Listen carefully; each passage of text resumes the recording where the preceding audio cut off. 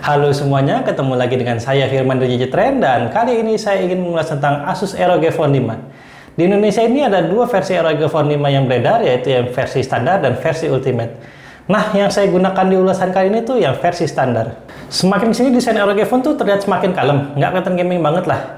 Tapi tetap masih ada ciri khas ROG. Di sini bisa lihat ada logo ROG-nya dan di beberapa area handphone tuh ada aksen merahnya gitu.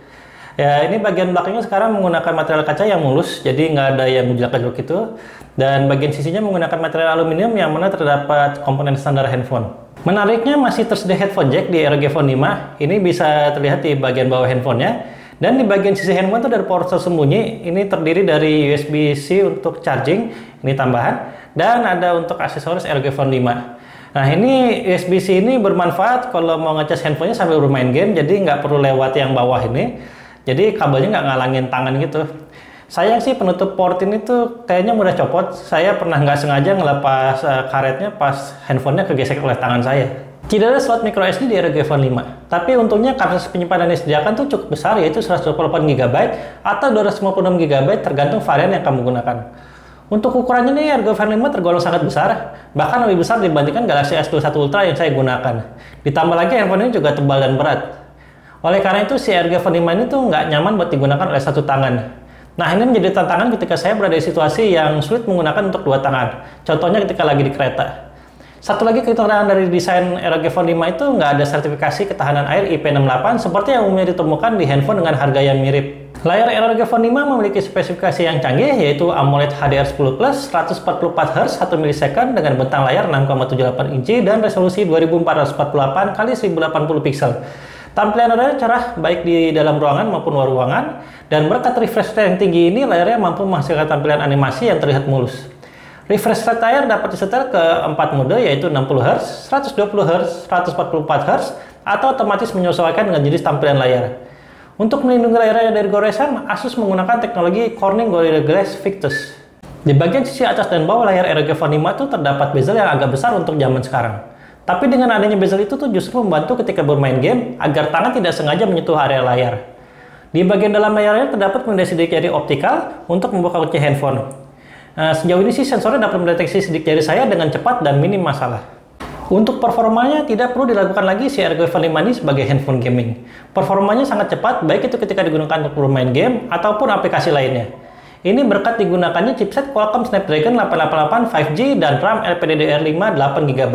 Ketika ROG Phone 5 saya gunakan untuk bermain game-game populer seperti PUBG, Mobile Legends, dan AoV, saya dapat memainkannya secara lancar pada setelan grafis maksimal.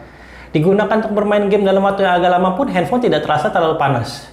Khusus untuk game Genshin Impact, setelan grafisnya bisa maksimal, namun performanya menjadi tidak mulus dan handphone bisa terasa sangat panas. Wajar sih melihat game ini memang menuntut performa yang sangat tinggi dari handphonenya. Jika setelan grafisnya di-setel ke medium, performanya menjadi lebih lancar dan jadi nggak terlalu panas juga. ROG Phone 5 secara otomatis akan mengaktifkan fitur X Mode jika digunakan untuk bermain game. Pada mode ini performa handphone akan dimaksimalkan, namun dengan efek samping daya baterai akan lebih cepat habis. Kalau nggak pengen, fitur ini bisa dimatikan kok, atau digantikan dengan mode performa handphone lainnya. Seperti ROG Phone generasi sebelumnya, ada fitur menarik Air Trigger yang dapat dimanfaatkan ketika bermain game. Dengan fitur ini, kita dapat menyentuh atau melakukan gerakan tertentu di kedua ujung sisi kanan handphone untuk melakukan berbagai aksi di dalam game. Selain performanya yang kencang, ROG Phone 5 juga dilengkapi dengan speaker stereo yang sangat bagus untuk sebuah handphone. Suaranya menggelegar dan di volume tinggi tetap terdengar dengan jelas suaranya. Dengan kombinasi ini membuat pengalaman bermain game di ROG Phone 5 menjadi sangat memuaskan. Untuk mengimbangi performanya yang kencang, Asus menyematkan baterai berkapasitas 6000 mAh pada ROG Phone 5. Untuk penggunaan sehari-hari saya, baterainya tahan seharian dengan screen on time sekitar 5,5 jam hingga baterai 10%. Ini dengan kondisi refresh rate layar disetel di mode auto. Dites menggunakan aplikasi PCMark dengan tingkat kecerahan layar 50%, refresh rate 140Hz, dan baterai 100%, skor ketahanan baterai yang dihasilkan ada 12 jam 43 menit. Tes yang sama dengan refresh rate 120Hz, skornya adalah 12 jam 54 menit, sedangkan refresh rate 60Hz, skornya adalah 14 jam 20 menit. ROG Phone 5 mendukung teknologi pengisian daya baterai Quick Charge 5.0. Dan untungnya, Asus masih menyediakan charger bawaan yang mendukung teknologi pengisian daya tersebut. Dengan charger bawaan, saya dapat mengisi daya baterai ROG Phone 5 dari level 10% ke 100% dalam waktu hanya kurang dari 1 jam saja. Walaupun ROG Phone 5 adalah handphone gaming, Asus tidak mengesampingkan fitur kamera begitu saja. ROG Phone 5 menyajikan kamera belakang yang terdiri dari lensa wide 64 MP, ultra wide 13 MP, dan makro 5 MP. Sedangkan kamera depannya menggunakan lensa 24 MP. Kualitas kameranya secara keseluruhan sih bisa dibilang ya biasa aja sih. Hasil foto lensa utamanya cukup baik, namun kurang tajam apalagi ketika fotonya dilihat sesuai dengan ukuran aslinya. Jika mode 64 MP-nya diaktifkan, hasil foto menjadi jauh lebih tajam, namun efek sampingnya adalah ukuran foto menjadi lebih besar dan seringkali terlihat ada noise di beberapa area foto. Lensa ultrawide di ROG Phone 5 mampu menghasilkan foto dengan sudut pandang yang lebih luas, yaitu mencapai 125 derajat. Dan untuk foto jarak dekat bisa menggunakan lensa makro di handphone ini. Kamera depan ROG Phone 5 hasilnya cukup bagus, baik itu ketika digunakan dengan mode auto maupun mode portrait. Detail pada permukaan wajah saya terekam dengan baik dan di mode portrait pemisahan antara objek dengan latar terlihat halus. Di malam hari, kamera ROG Phone 5 akan secara otomatis menggunakan mode night agar detail pada foto dapat terekam dengan baik.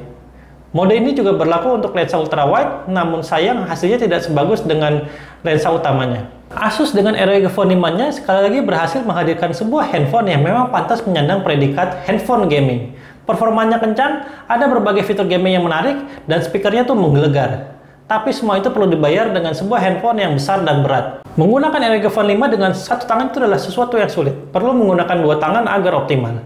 Dengan harganya Rp9.999.000 untuk varian RAM 8GB dan ROM 128GB, ROG Phone 5 bisa dibilang tuh cukup ekonomis untuk sebuah handphone kelas atas zaman sekarang. Jika menginginkan kapasitas yang lebih besar, tersedia varian RAM 12GB dan ROM 250GB, namun dengan harga yang jauh lebih mahal yaitu Rp14.999.000. Terima kasih sudah menonton video ulasan ini, sampai ketemu lagi di video berikutnya.